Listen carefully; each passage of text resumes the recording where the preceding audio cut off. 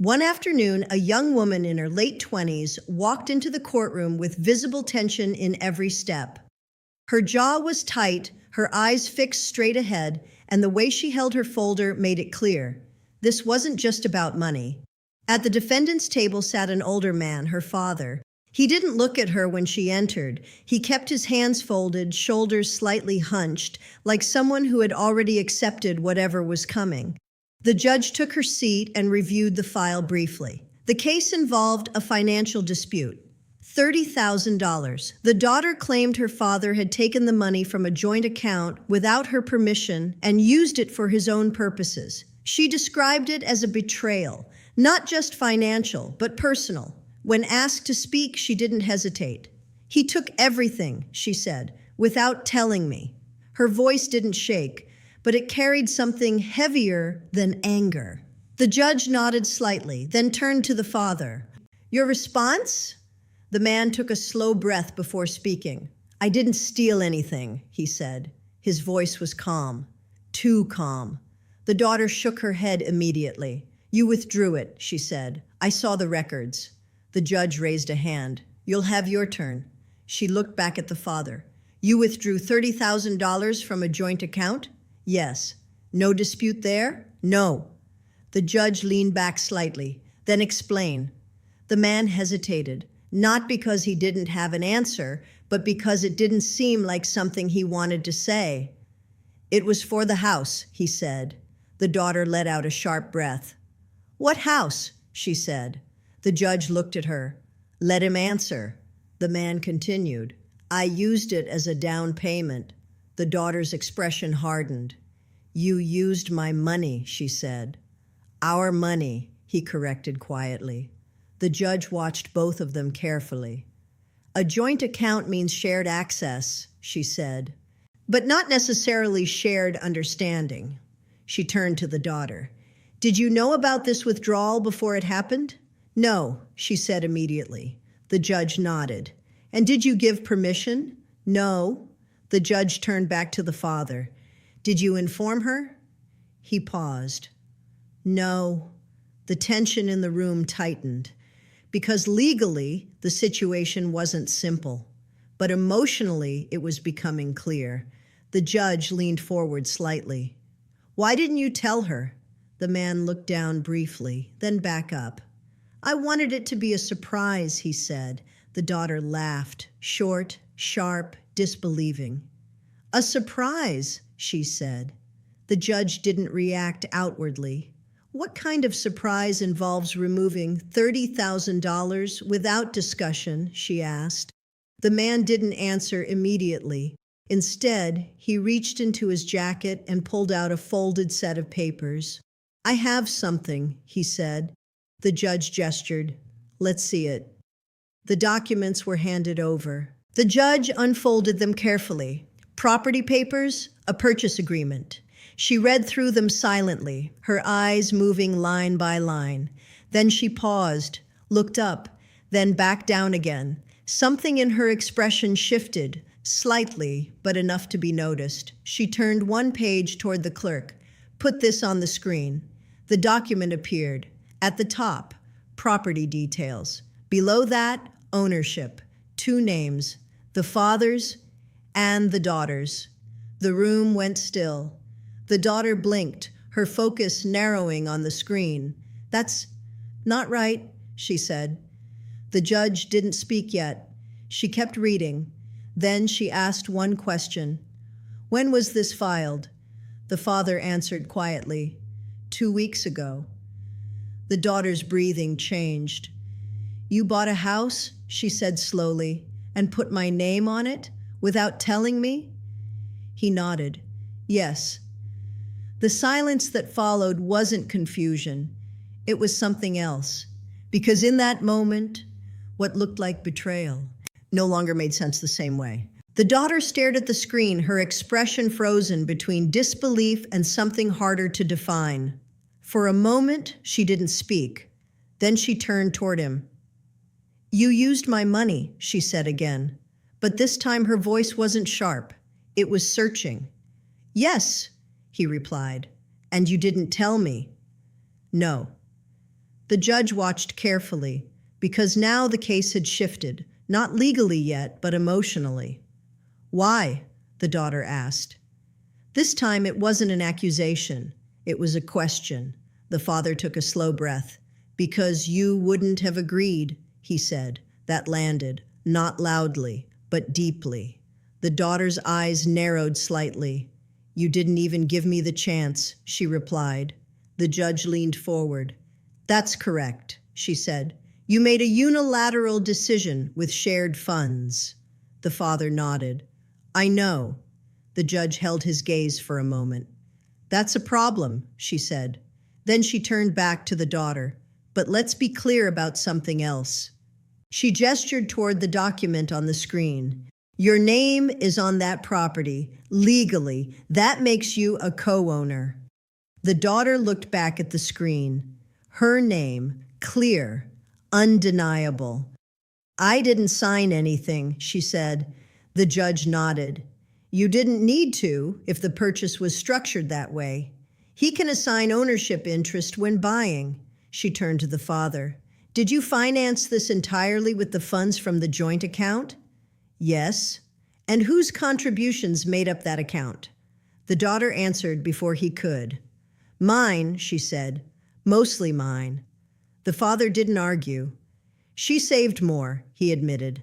The judge nodded slowly. "So the majority of that $30,000 came from her earnings?" "Yes." The judge leaned back again. Now the balance was clearer. "Here's the issue," she said. Her tone shifted, more analytical now. "You had access to the funds. That's legal." She looked at the father. "But access does not equal permission." He nodded again. "I understand." She continued. "You used a significant amount of money, largely contributed by your daughter, without informing her, without agreement, and without discussion." Each point was deliberate. "But," she added, turning slightly toward the screen again, "you did not take that money for personal consumption?" A pause. "You converted it into an asset. That includes her as an owner." The daughter looked at her father again. "Why?" she asked, quieter now. This time he didn't hesitate. "You were going to move out," he said. "Start your own life. I wanted you to have something secure." The room didn't react, but the weight of that statement settled in. "I didn't want you renting forever," he added. "I thought, if I did it first, you'd be protected." The daughter blinked, her expression shifting, not softening completely, but changing. "You decided that for me," she said. "Yes." Another pause. "And you thought that made it okay?" He shook his head slightly. "No," he said. "I just thought it was right." The judge let that sit for a moment, because intent and action were now clearly separated. Then she spoke. "This is not a case of theft," she said. The words were firm. The daughter looked at her. "It's not?" she asked. The judge shook her head. "No, this is a case of poor judgment." She turned to the father. "You acted without consent. That is not acceptable." Then to the daughter. "But the money has not disappeared. It has been transformed into property that you partially own." The distinction mattered. The daughter looked back at the document again, still trying to reconcile it. "You could sell your share," the judge continued. "You could live in it. You could hold it as an investment." Then she leaned forward slightly. "You still have value." The daughter's breathing slowed, not relief, not yet. But understanding was starting to take shape. "And if I didn't want this?" she asked. The judge nodded. "Then you and your father need to resolve that outside this courtroom, through agreement, not assumption." The father looked at her. "I'll do whatever you want," he said. This time, there was no hesitation, no decision made without her. The daughter didn't respond immediately, because now the situation wasn't what she thought it was when she walked in. It wasn't loss, it wasn't disappearance, it was something more complicated and harder to process. The judge sat back. "This court does not undo decisions made within legal boundaries," she said. but it does recognize when communication fails. She looked at both of them. That's what happened here. The room stayed quiet, because now the truth wasn't hidden, it wasn't dramatic, it was simply revealed. The courtroom stayed quiet for a moment longer, as if both of them needed time to adjust to what the case had become. The daughter looked down at the table, then back at the screen. Her name, still there, still real, but now it carried weight she hadn't asked for. "You should have told me," she said again. This time there was no sharpness in it, just something steadier. "I know," the father replied. The judge didn't interrupt, because this part didn't need legal guidance, it needed space. "I thought you were taking everything," the daughter said. "I didn't take it," he answered quietly. "I moved it." She shook her head slightly. "That's not the same as asking." "No," he said, "it's not." A pause settled between them, not tense, not hostile, just honest. The judge finally spoke again. "The law allows access to a joint account," she said, "but it does not replace communication." She looked at the father. "You made a decision that affected someone else's financial position," then at the daughter. "But that decision did not deprive you of value, it redirected it." The daughter nodded faintly. She understood that now, even if she didn't fully accept it yet.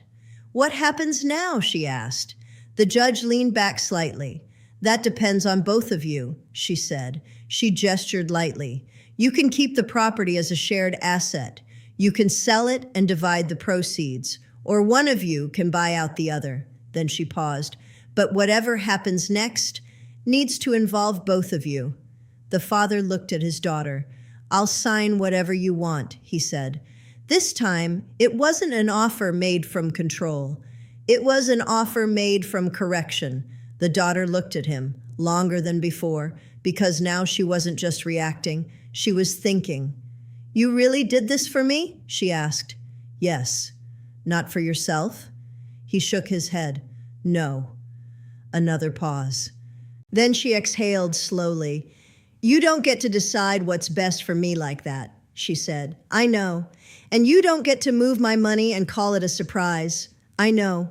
Each "I know" came quicker now, not defensive, just accepted. The judge watched quietly, then gave a small nod. "That's probably the most important part of this entire case," she said. Both of them glanced toward her. "Understanding after the fact," she added, "doesn't undo what happened." A pause. "But it can change what happens next." The daughter looked down again, then back up. "We'll figure it out," she said. It wasn't warm, it wasn't resolved, but it wasn't broken either. The father nodded. "Together," he said. This time, she didn't correct him. The judge gathered her papers. "This matter is concluded."